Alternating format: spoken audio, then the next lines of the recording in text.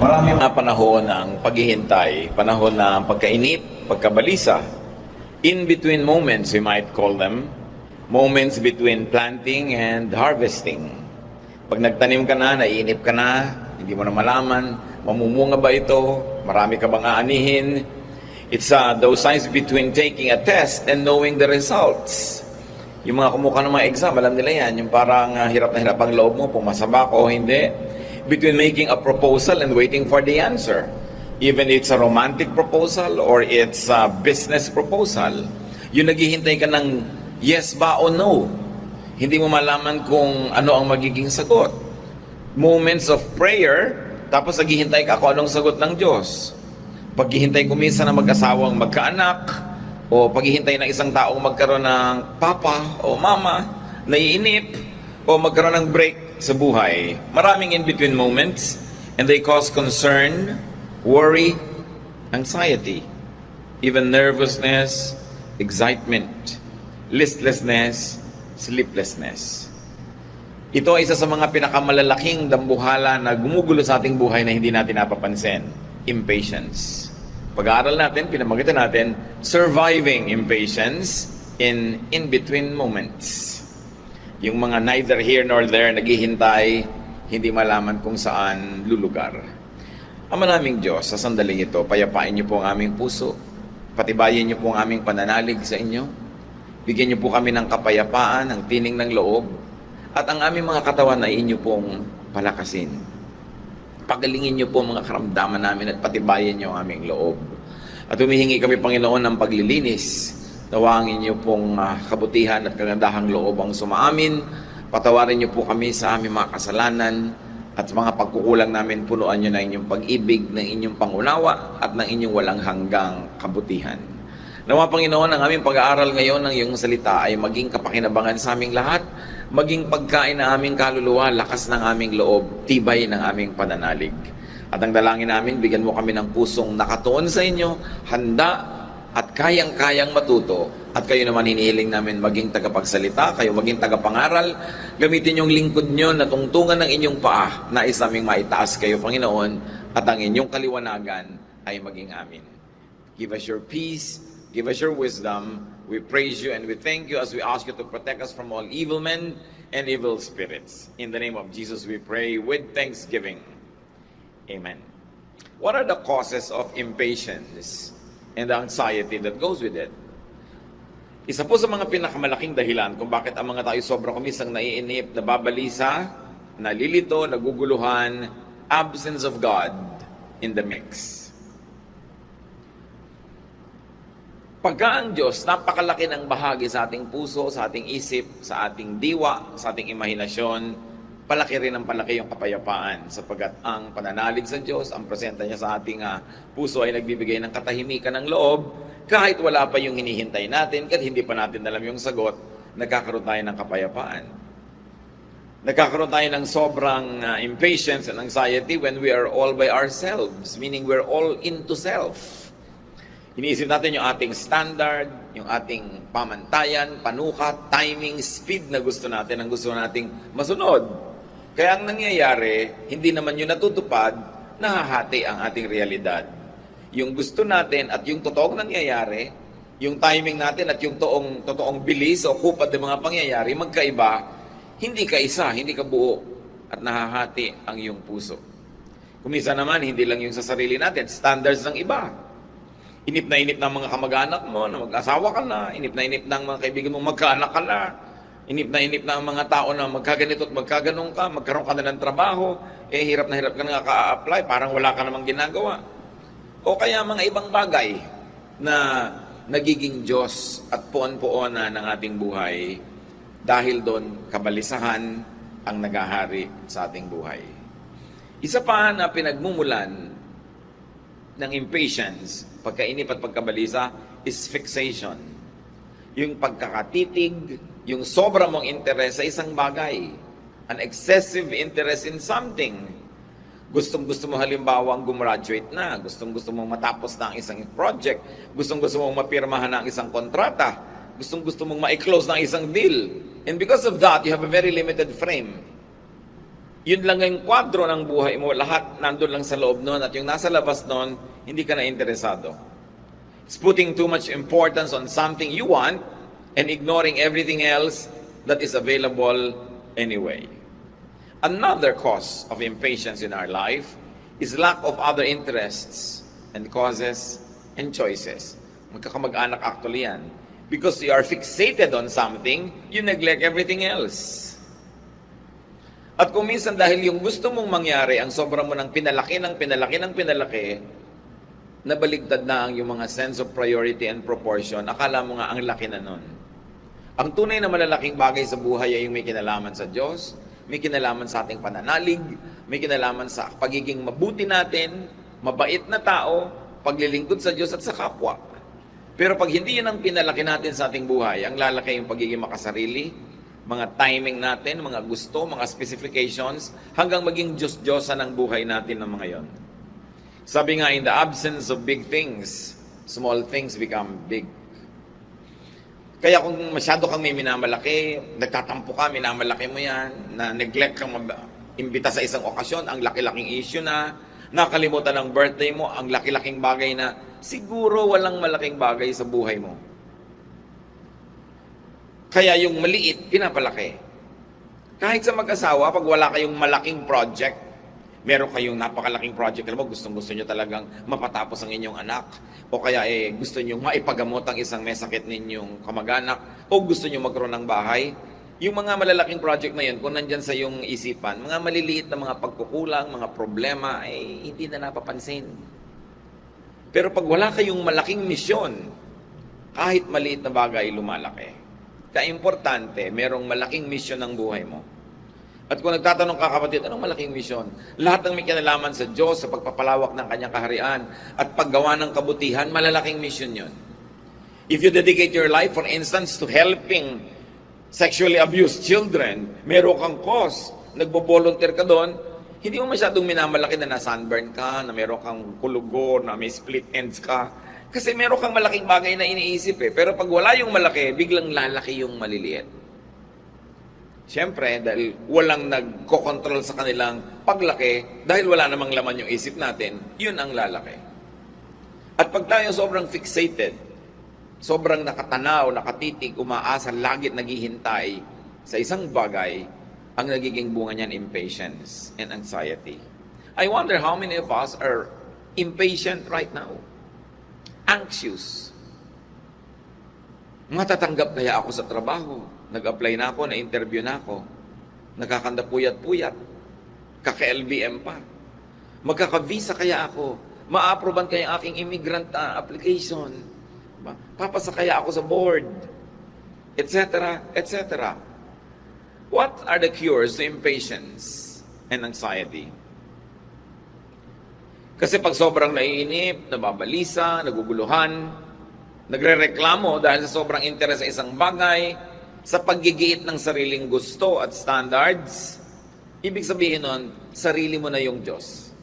Timing mo, specifications mo, yun na ang Diyos. So ang solusyon dyan, put God in the equation. At kung ang Diyos naman nandun na talaga, put more of God in the equation.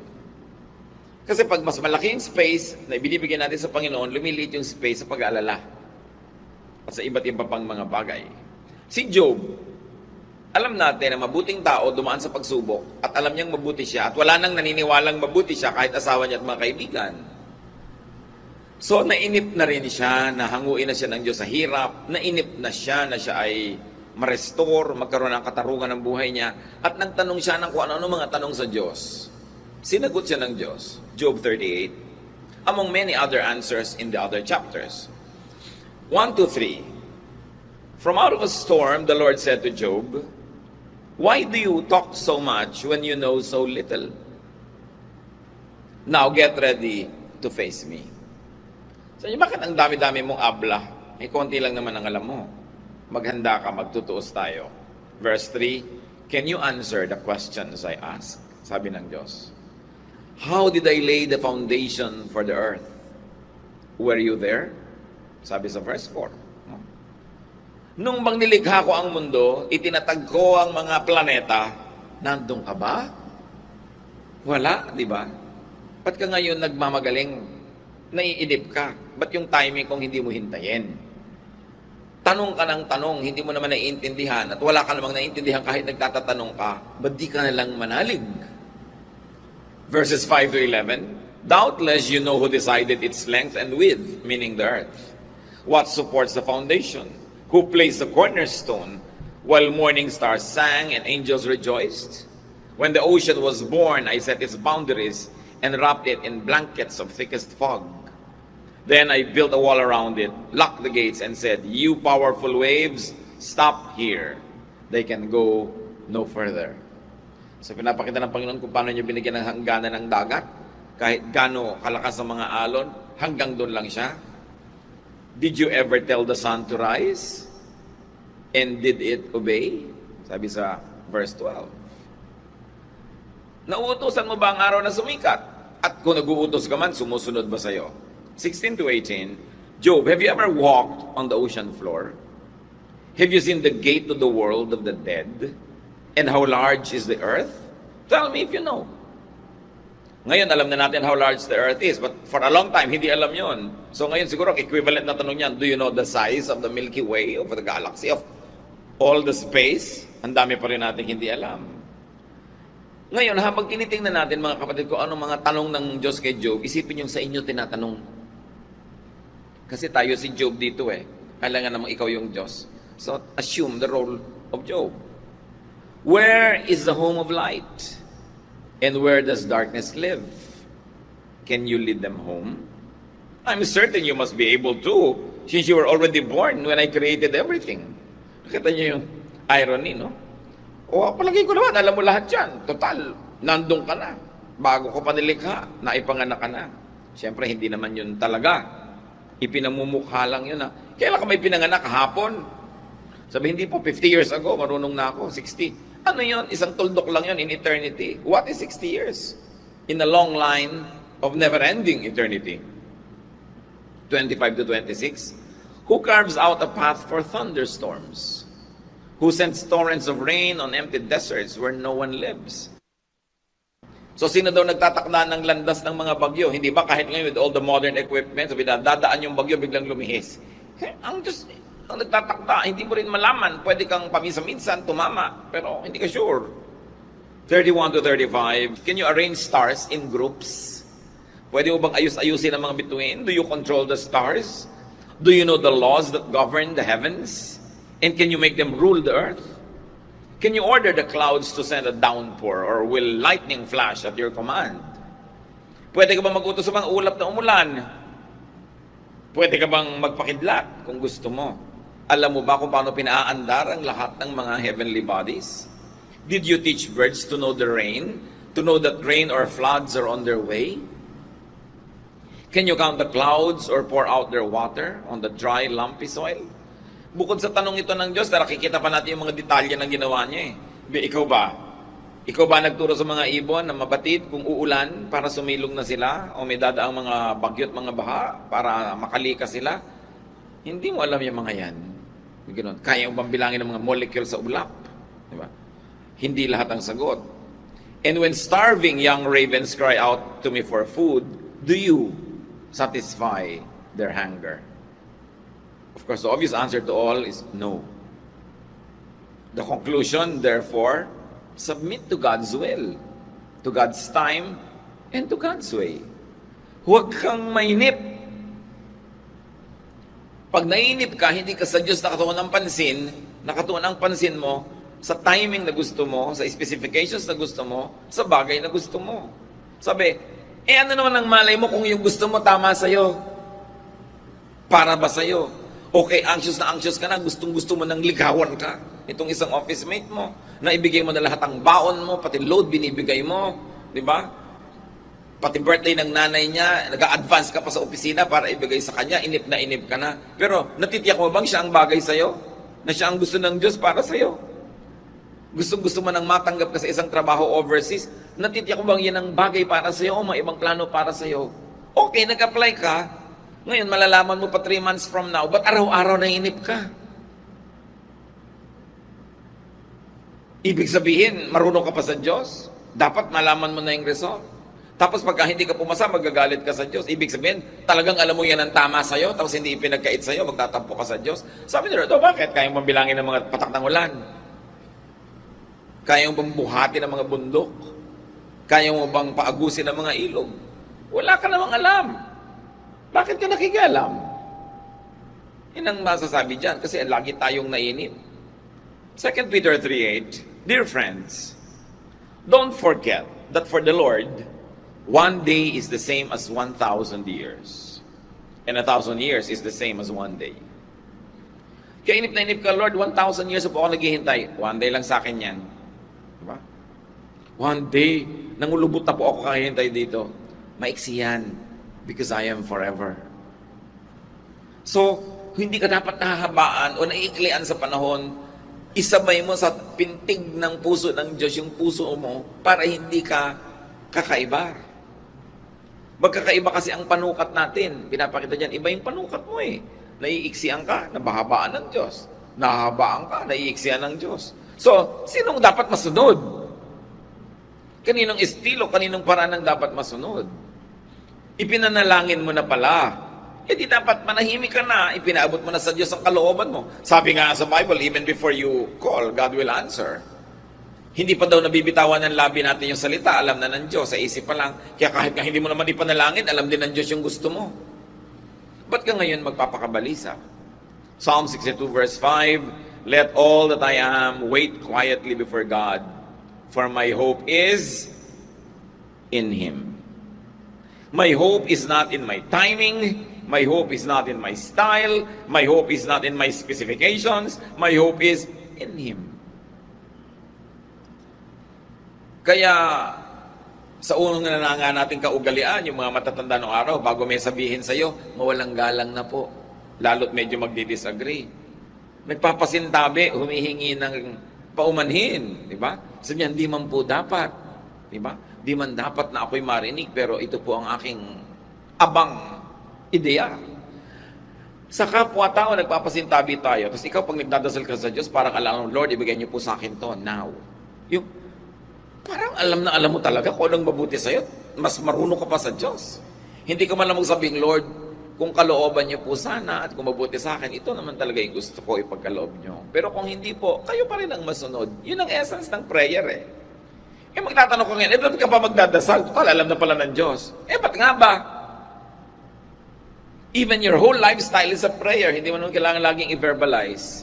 Kaya lang sa Bible, maraming examples that there are things that God gives without prayer, but there are also things that God gives through prayer.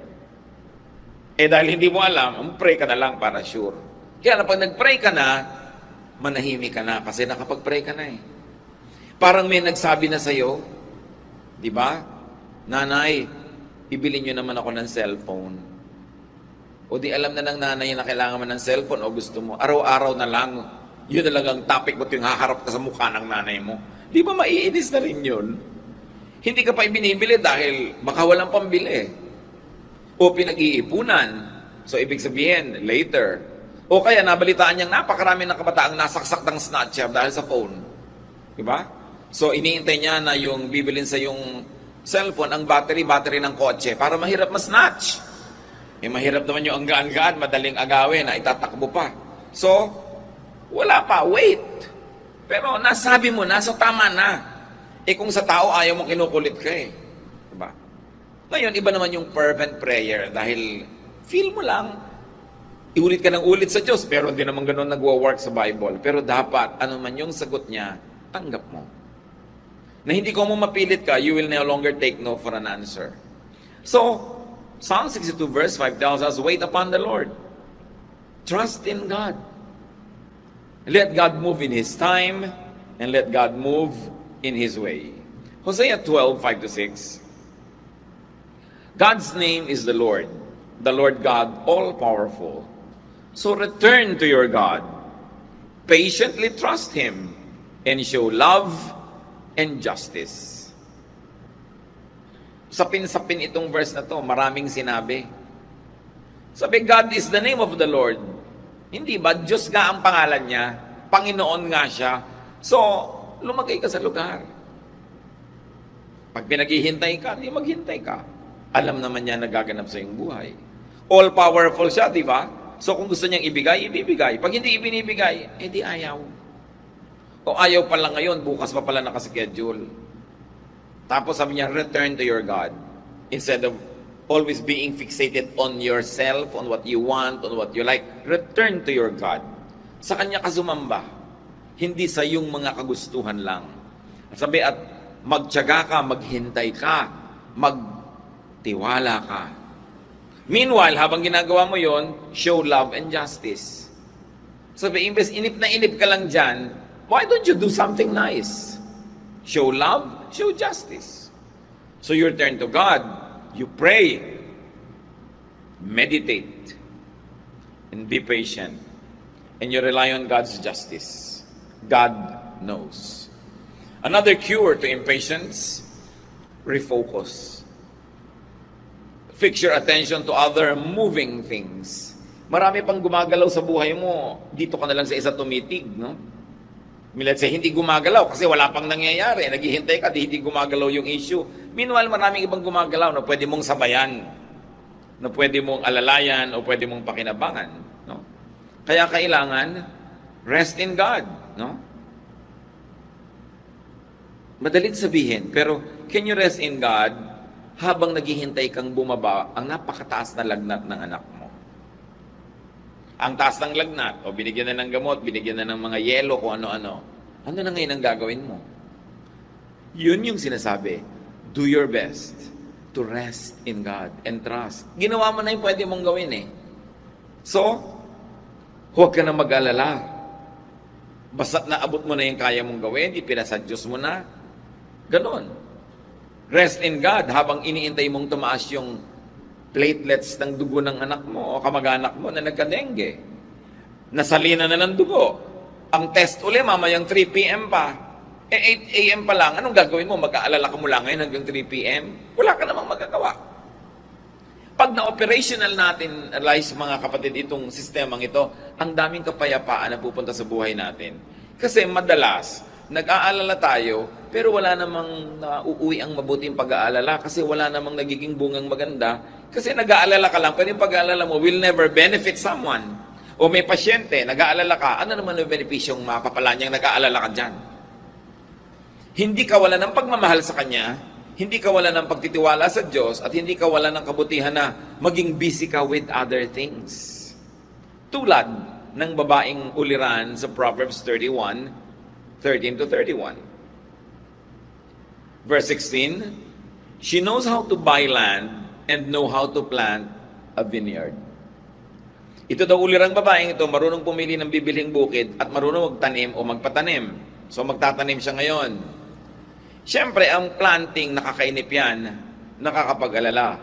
Babagyuhin, bakit tinanim mo? Sasalakayin ba ito ng makuli, sapat salot?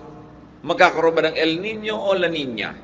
Sa oras ba ng harvest mo, ang dami mong kasabay nag-harvest, babagsak ang presyo? Ano ba talaga ang mangyayari? So isip ka ng isip, pero kahit ano naman isipin mo, may magagawa ka ba? Basta naitanim mo na, inaalagaan mo sa mga tamang oras, nagbubunot ka ng damo, nagdidilig ka, pero bakit ka pa mag-aalala? Nagawa mo na yung gagawin mo. So yung babaeng pinag-uusapan natin sa Proverbs 31, pagkatanim niya, verse 13, with her own hand, she gladly makes clothes. Hindi niya tinitingnan yung lupa kung kailan lalabas sa ibabaw ng lupa yung mga itinanim niya. So sabi niya, naitanim ko na yan, babalikan ko next week para magdamo, everyday didiligan, pero habang hindi ako nagdidilig, wala akong ginagawa, mananahi muna ako dito. In verse 15, she gets up before daylight to prepare food for her family and for her servants. Maaga siyang gumising. Hinahanda niya ang mga mangyayari, ibig sabihin, hindi siya laging nakahilata sa kama. Kasi yung mga nakahilata, ang napakaraming nai-inventong problema. Yan ang napakaraming nai-imagine sa guni-guni. No? Kaya kung nagsisimula ka na magguni-guni, bumangon-bangon ka. Diba? Maghugas ka ng kotse, maglinis ka ng mga parts ng bahay mo, magsulsi ka dyan, para hindi ka nag-aalala. Verse 17, she always works hard. You know the benefit of working hard? You become tired. And when you're tired, you sleep. At pag maaga ka namang natulog, babango ka rin ng maaga, puno ka na. Hindi rin kulang yon. Pero itong babaeng to, she stays busy until late at night. No? Hindi yung gabing-gabi, walang ginagawa, pabiling-biling sa higaan, babangon, may gagawin. She helps the poor and the needy. Verse 20. Pagka tayo ay merong kawawa naman ako mentality, naapi naman ako mentality, iiksahan ako, pinagkakaisahan ako ng mundo mentality, puro pag-aalala at tampo sa Diyos ang magagawa mo. Pag nagsisimula ka ng maawa sa sarili mo, palitan mo yon. Humanap ka ng mga higit na mas nakakawa, mas nangangailangan, mas mahina, mas gutom, at tulungan mo sila. Sa pagtulong mo sa kanila, nawawala yung pansin mo sa iyong mga sariling mga kagustuhan at satisfy mo yung kagustuhan ng iba, and there's something in you, the Spirit of God in you becomes happy because you are doing something good. Kaya nga sabi nung isang quotation, I was miserable for not having any new pair of shoes until I saw a man without feet. Pag lagi niyong iniisip, kulang ang pera ko, madidiscontento ka. Ang asawa ko hindi thoughtful, mabuti pa yung asawa ng kapitbahay, thoughtful. No? Mamaya, doon ka na nakakalong. Kasi thoughtful pala. No? So, pag inisip mo yung mga discontentment mo, gugulong buhay mo. Hindi mo naman iisipin yung discontentment at hirap ng iba para magbunyi ka by comparison. Tulungan mo sila dahil nawawala yung paningin mo sa misery mo. Na kadalasan, habang tinititigan, lumalaki. Pero pag hindi mo naman tinititigan, nalilimutan mo, buhay ka pa rin hanggang bukas. So, ba't mo isipin? Yung mga isip ng problema, tingnan nyo yung mga ibang kilala natin kamag-anak na hindi naman nag-iisip yata. No? Buhay din sila. Mas masaya pa kaysa sa inyo. Sa katunayan nga, kaya naman problema ng problema nila eh. Di ba? So sila, tahimik yung buhay nila. Mentality lang yan. Nasa paaraan ng pag-iisip mo kung paano ka sasaya sa buhay. Pag sobra ka laging seryoso, pag-aalala ang mangyayari sa iyo. So sa verse 25 ng Proverbs 31, she is strong and graceful as well as cheerful about the future. Can we be like that? Cheerful about the future? Hindi yung afraid about the future. Iniisip lahat kung kailan magbabanggaan ang mga planeta, kailan matutunaw ang mga yelo sa North Pole, kailan puputok ng sabay-sabay ang lahat ng bulkan, kailan magugunaw ang mundo, kailan lilindol ng the big one. Pag inisip mo lahat yan, mamamatay ka kaiisip. Mauunahan mo pang mamatay yung natatabunan talaga ng lindol. Pero ang totoo, kung hindi naman nangyari in your lifetime, lugi ka naman. At kahit mangyayari, ano naman ang magagawa mo para pigilin ng mga bulkan pumutok. So kailangan magpapalit ng isip. Pag may pumapasok sa inyong isipan, mga kapatid, na nakakatakot, nakakaligalig, nakakapag-alala, palayasin nyo. Palitan nyo ng iba. Kaya sabi, whatever is true, whatever is beautiful, whatever is noble, whatever is worthy of all your labor, think about such things. So what do you think about? Make it a habit to be cheerful about the future. And you can also do that being cheerful about your past. Hindi yung pagka nauungkat na yung mga nakaraan, ako mangingilid na ang luha, manginginig ang baba, at iiyak nang iiyak. Yun naman nakakaisandaang recollection na, hindi pa naiiba. Ito yung naaalala na lang kung paano siya binubugbog ng tatay niya nung bata siya, iiyak na naman siya. Palitan mo na yung mentality mo kasi minsan ka lang binugbog, 100 beses mong inalala. Di ba lugi ka? Paulit-ulit, replay ng replay. So ang sabi, change the way you think. Be transformed by the renewing of your mind. Alam niyo kung anong mahalaga tunay? Anong iniisip niyo? Anong nararamdaman niyo? Hindi na kung anong totoong nangyari kasi pwede mo nang ibahin yung attitude mo. Sabi mong, buti na lang binugbog ako ng binugbog noon. Ngayon, matibay na yung katawan ko. Diba? Ginutom ako ng ginutom noon. Ngayon, sanay na ako maging gutom. Lagi akong inalila ng inalila. Ngayon, alam ko lahat ng trabaho. Yung ganon. Kasi kung hindi mo naman gagawin sa sarili mo yon, papaawain mo sarili mo sa sarili mo, anong bunga? Malungkot ka. Anxious. Change the way you think. Ngayon, isa pa natin pwedeng gawin mga kapatid, how to cure impatience. Nakita na natin yung example, get and stay busy. Be productive or amused. Kaya lang sa atin, sobrang amusement. Minsan, dumaan ako sa harap ng TV, yung mga nanonood.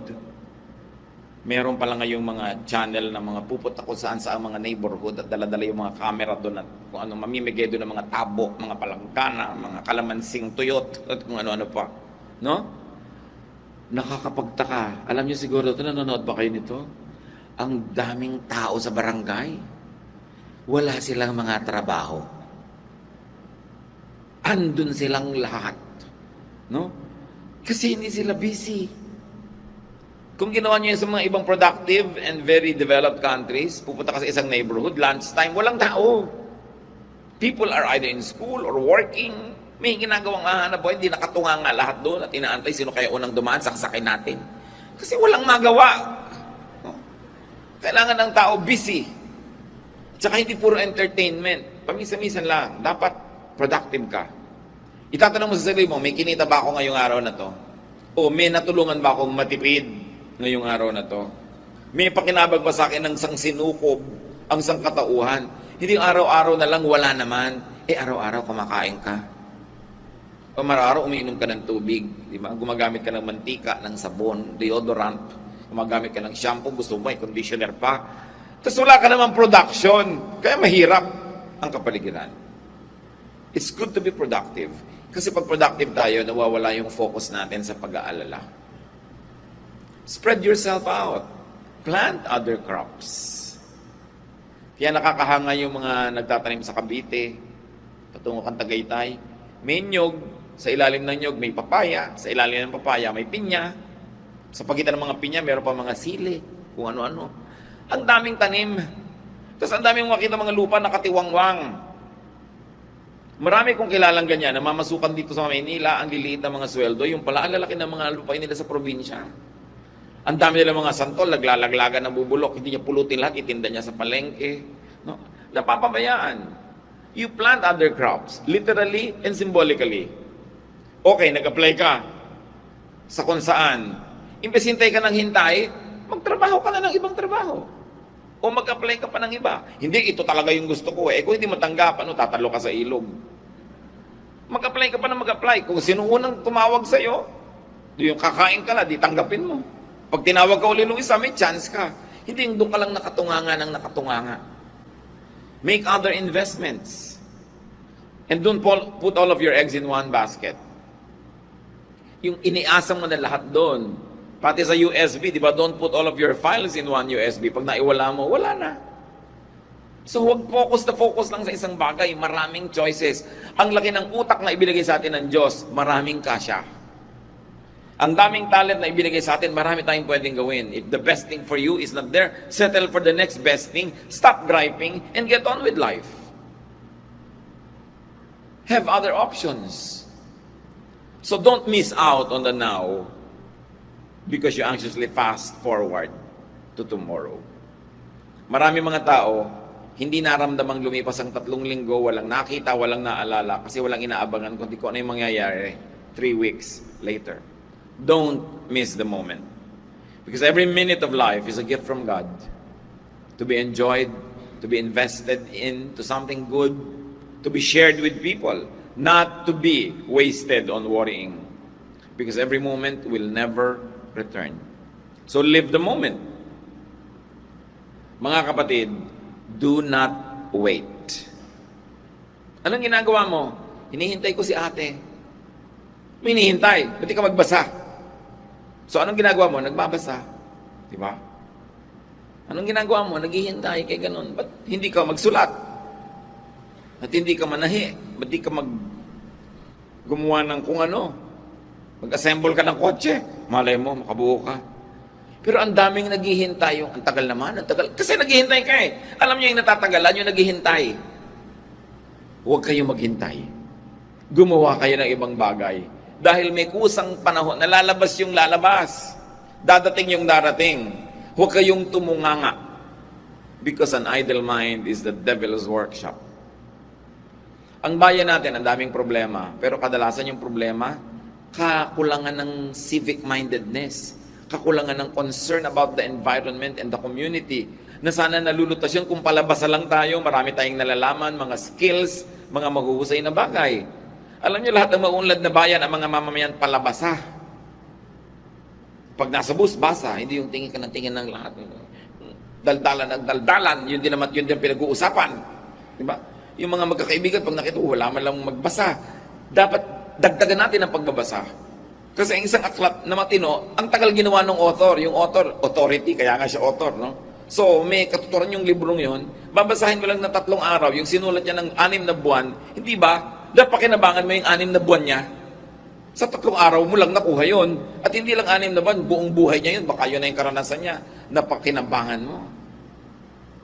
Sana gusto-gusto ko makakita ng mga nakasakay sa bus na nakaupo naman, yung mga hindi nakatayo. Mahirap siguro magbasa yung nakatayo, di ba?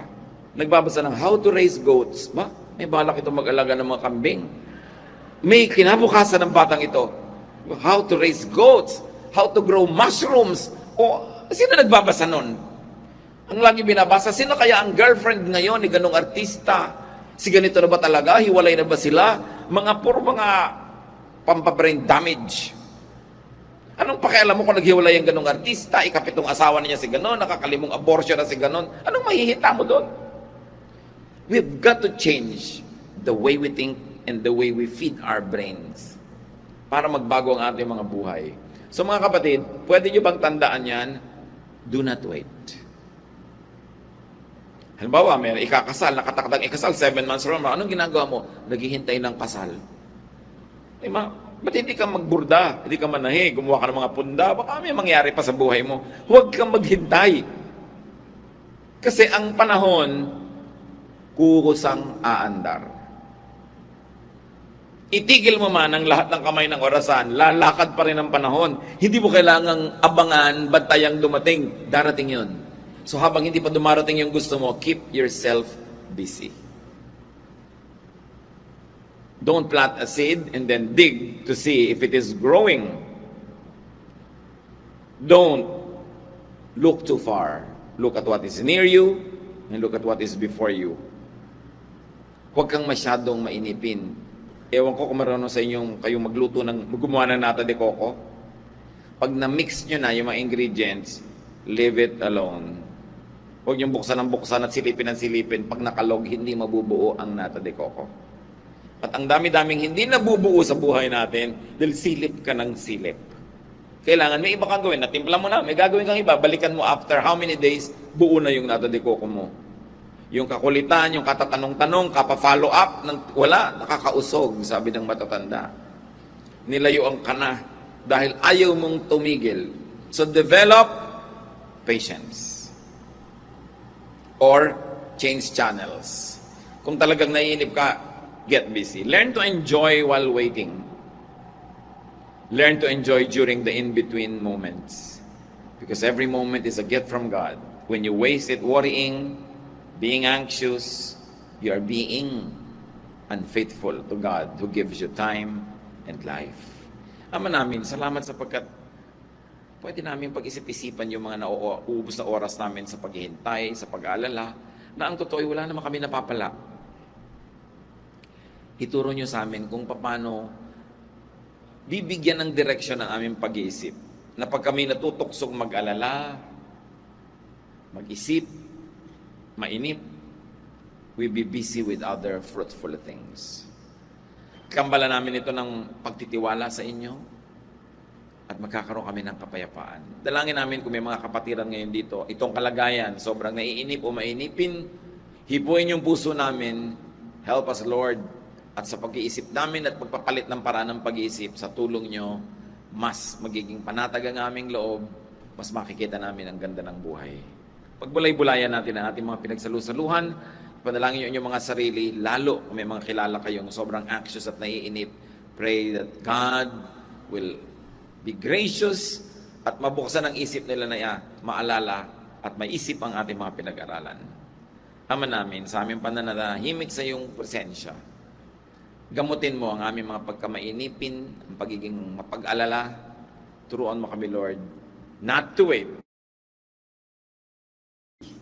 And if ever we will wait, that we wait only upon you, O God. That we wait in faith, trusting you, that you know what you're doing, and that your timing is perfect. Magbulay-bulay tayo, makipagniig sa Espiritu ng Diyos.